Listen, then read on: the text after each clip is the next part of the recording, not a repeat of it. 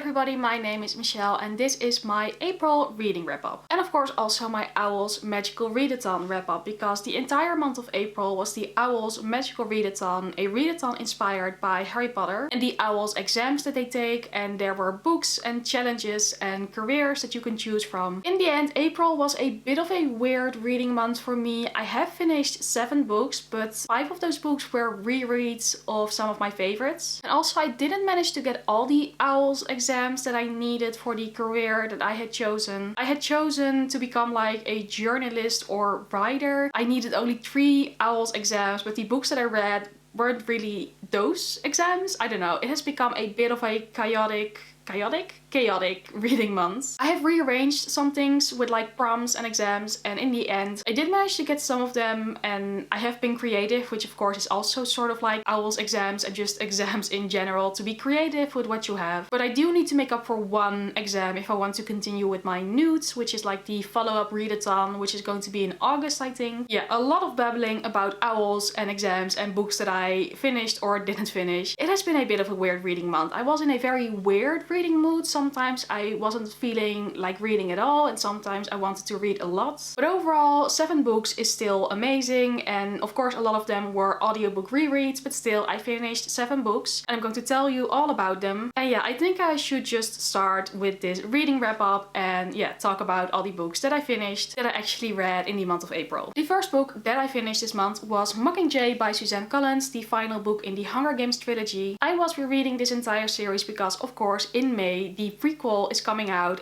The Ballad of Songbirds and Snakes. So I wanted to read the Hunger Games trilogy so badly, and I've enjoyed my reread a lot. Mockingjay of course was the last book that I needed to read, and I've chosen to fit this one in with the O.W.L.s prompt of charms to read a book with white on the cover, because that is of course now possible because this beautiful new edition has white on the cover. I've listened to the audiobook of this one, by the way, and I've enjoyed Mockingjay as always, and as always it is my least favorite book out of the Hunger Games series. It is still amazing, I still love it very much, but the last book is just not very uplifting, kind of even more depressing than I like, and I don't mind depressing and serious books, but this one always bums me out a little bit. Even though it is still amazing and I love all the characters and the stories, and the Hunger Games series in general is just one of my favorite series. I will never get enough of it. I also feel like maybe doing some updated reviews on all the Hunger Games books. I'm not sure because those do take a lot of work, but I do have so many thoughts on them now, especially because I've done a review on the Hunger Games books, but that one is like one of the earliest videos that I've ever filmed, and it still gets views, but I feel so sort of cringy to watch it back because I'm still such a YouTube baby in that video. But maybe I should do an updated version with the new prequel coming out. I'm not sure. I am sure that I enjoyed my reread very much, and I can definitely recommend the audiobooks. I think they're great. Then I also finished My Dark Vanessa by Kate Elizabeth Russell. I picked this one for my herbology exam, and the challenge was to read a book that starts with the letter M. This book is about a girl named Vanessa, and as a teenager she has a relationship with her much older teacher at school. She always thought of it as true love and that she was very willing to be in this relationship, but now that she's older she finds out that this specific teacher actually had a relationship with some of his other students as well, and now she's not sure what to think about it anymore and how to feel about it, and she has to rearrange her memories and look back on it. This book was very good, and it was also very intense. I sometimes found it very hard to read because I felt so bad for Vanessa as a teenager because of the way people are treating her and are talking to her and the way she's being used sometimes. It felt so realistic and so raw. Like, it was hard to read because it just felt so painful. It still was an amazing book. Like, I think the message of this book is very important, and I think the story was told very well. I did like that you were switching in between the past and the present about Vanessa as a young girl and Vanessa as an adult, and how she sees things differently now that she's older. And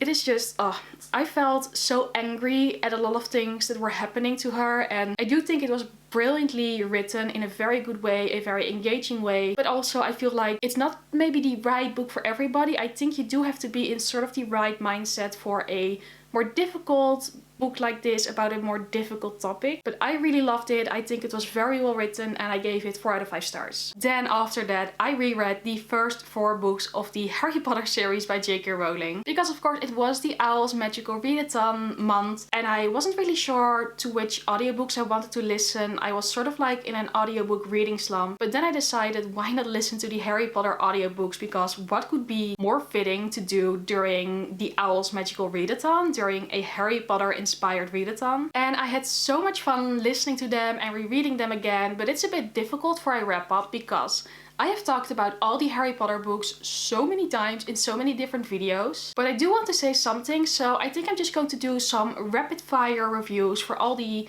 Harry Potter books that I've read this month and then give you my thoughts on them, spoiler free of course, very quickly. But if you do want to hear more about all my thoughts of these Harry Potter books with spoilers and in longer detailed videos, I have book reviews on all of them. Link down below as always in the description box if you want to watch those with details and spoilers and everything. But for now, let me do some rapid fire reviews of the 4 Harry Potter books, the 4 first Harry Potter books of the series. Am I saying that correctly? Probably not. So first of all, we have Harry Potter and the Philosopher's Stone. This one is always going to be the cute one for me. I always forget how short the first one is and how cute everybody is and so little and so sweet. This book feels so differently from the rest of the series because it's really, you get sort of drawn into it, but it's not, it's only the very start of the story and it's very middle grade, so much more middle grade than all the other books. But it will always have a special place in my heart because it is the first one, it is the book that started it all, but it's just, it is so short. I can finish the audiobook so quickly because it's really not that long. And I think our main characters are adorable as little 11-year-olds.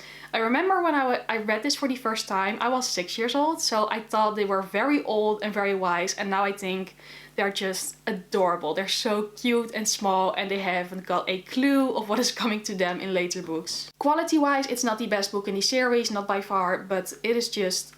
I love it so much because it's so cute and it's the first one. Next up, Harry Potter and the Chamber of Secrets, which is my least favorite one out of the series. I still really love it so much, so don't come like at me because I know some people really love Chamber of Secrets, so like I don't hate it. It's amazing. I love this book so much. It's just the least favorite out of 7 amazing books. Anyway, Chamber of Secrets, it feels a bit more developed than Harry Potter and the Philosopher's Stone, but I just don't like the, I don't know why, but I like the story the least. It just doesn't feel like a very nice year at Hogwarts, even though things probably get much worse later on. But I'm just the least invested in this story, and yeah, I don't know. I do really love it because this book is so important within the entire series. There's so much important information in this one. So I still love it, amazing book and everything. It's just one has to be my least favorite, and that is Chamber of Secrets. Then Harry Potter and the Prisoner of Azkaban. This is really like the turning point of the series. I feel like a lot of people feel like that. It gets more adult, it gets more developed, and as always, I really love it. I feel like this book has one of the best endings of all the Harry Potter books. I really love it, and I always love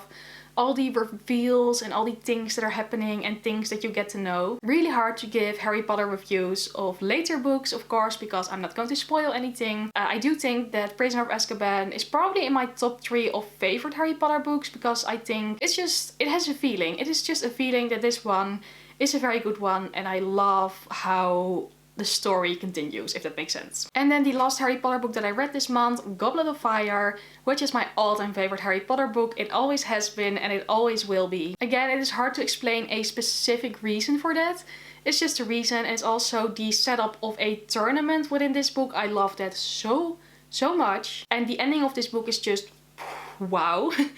Impressive. And again, this is the ending of this book is where well, not the turning point because I feel like Prisoner of Azkaban is that, but this book is also definitely one that changes the game, if that makes sense. Again, it's hard to explain, but I love Goblet of Fire so much. It's my favorite. And also, like all the Harry Potter books, I can count towards my History of Magic O.W.L.s exam, because that is to read a book that features wizards or witches. Well, Harry Potter obviously does, because that's just the entire book series in a nutshell. Then the final book that I read this month is actually a Dutch book by a Dutch author. It is non-fiction, but it doesn't have any other translations yet, so I'm sorry, but this one is probably only interesting for Dutch people, but that is the book called Villain of Leren by Noah Pothoven. This is a book written by a girl named Noah. It is her autobiography, and Noah was suffering from a lot of very severe mental illnesses. She had PTSD, she suffered from eating disorders and severe depression and a lot more. And I'm speaking in the past tense because unfortunately Nora has passed away a couple of months after the book was released. This book is very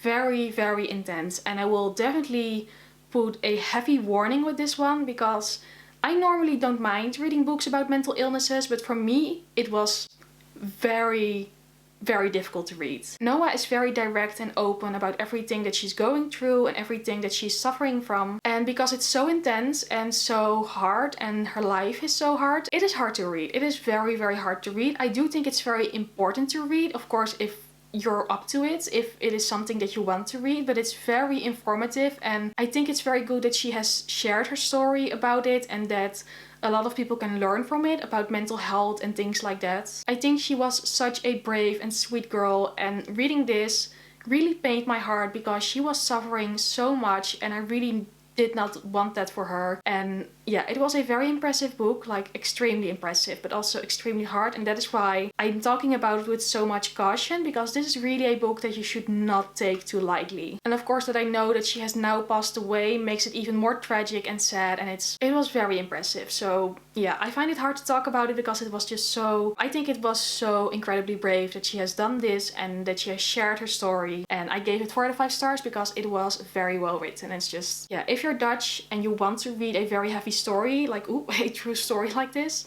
then I would recommend it. And that was it for my April reading wrap up, and as always, I hope you enjoyed this video and that you liked it. As always, I would love to know some of the books that you have read this month, that you liked or maybe didn't like, or that you have like a good reading month or not. As always, tell me how your reading month was. I would love to know. And of course, as always, if you did like this video, maybe go subscribe or give it a thumbs up because I would really appreciate that. And then hopefully I will see you again very soon in one of my next videos. Bye!